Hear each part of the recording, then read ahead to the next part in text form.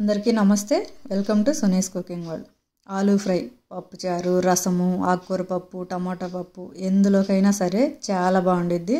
ఇంతకుముందు మీరు ఎలా ఆలూ ఫ్రై చేసి ఉంటారో తెలియదు, కానీ ఒక్కసారి అయితే ఇలా ఆలూ ఫ్రై చేయండి. ఇంక ఇది మీ ఫేవరెట్ కర్రీ అయిపోయిద్ది. ఇది ఎలా చేసుకోవాలో చూద్దాం. దీనికోసం ముందుగా అరకిలో బంగాళదుంపలు తీసుకొని శుభ్రంగా తొక్క తీసేసుకొని ఒకసారి కడిగేసుకొని, మరీ చిన్న ముక్కలు కాదు, మరీ పెద్ద ముక్కలు కాదు, ఇలా ఈ సైజులో ముక్కలుగా కట్ చేసుకోవాలి.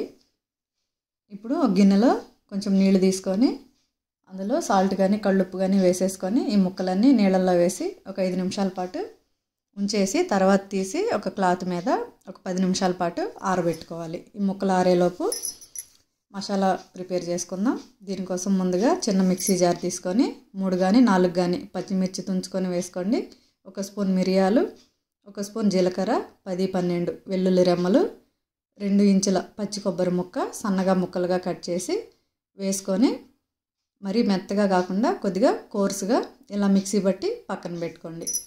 ఇప్పుడైతే స్టవ్ ఆన్ చేసుకొని చిన్న కడాయి తీసుకొని అందులో 3 టేబుల్ స్పూన్ల వరకు ఆయిల్ పోసుకొని ఆయిల్ కాస్త హీట్ అవనివ్వాలి. మనం కట్ చేసి ఆరబెట్టుకున్న బంగాళదుంప ముక్కలు ఆయిల్లో పట్టినన్ని వేసేసుకొని ఒక 70 to 80% వరకు కలుపుకుంటూ వేయించుకోవాలి. ఇలా చేస్తున్నామని ఆయిల్ అయితే ఎక్కువేం పట్టదండి. మామూలుగా మనం కర్రీ కోసం ఎంత ఆయిల్ వాడతామో అంతే ఆయిల్ పట్టిద్ది. కాకపోతే కర్రీ అనేది చాలా టేస్టీగా ఉండిద్ది. ఇలాగే వేయించుకొని తీసేసుకొని పక్కన పెట్టేసుకోవాలి. ఇలాగే మిగతావి కూడా వేయించుకోవాలి.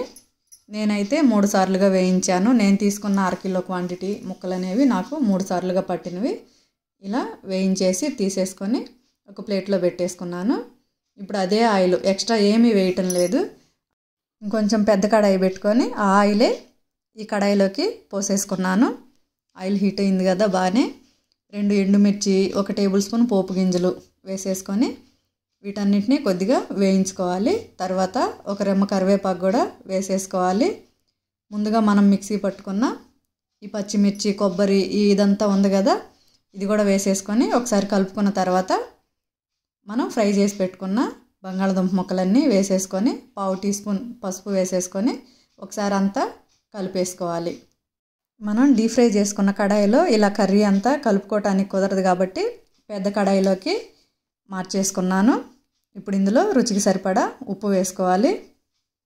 ఉప్పు వేసుకున్నాక ఒకసారి అంతా కలిపేసుకొని చూసుకొని కారం కూడా వేసేసుకోవాలి. ఇందాక మిరియాలు, పచ్చిమిర్చి వేసాం కదా, చూసుకొని తినగలిగినంత కారం కూడా వేసేసుకొని అంతా కలుపుకున్న తర్వాత లాస్ట్లో కొద్దిగా కొత్తిమీర వేసేసుకొని ఒకసారి కలిపేసుకొని స్టవ్ ఆఫ్ చేసుకోవటమే. కర్రీ అయితే చాలా బాగుండిద్దండి. రసంలోకి కానీ, టమాటా పప్పు, ఆకుకూర పప్పు, రసము, పప్పుచారు ఎందులోకైనా సరే చాలా బాగుండిద్ది. పిల్లలు అయితే చాలా ఇష్టంగా తింటారు. అసలు ఒట్టిదే తినేస్తారు ముక్కలు అనేవి, అంత బాగుండిద్ది. ఒక్కసారి అయితే ఇలా ట్రై చేయండి. ఈ వీడియో నచ్చినట్టయితే సునీస్ కుకింగ్ వరల్డ్ ఛానల్ని సబ్స్క్రైబ్ చేసుకొని లైక్ చేయండి, షేర్ చేయండి.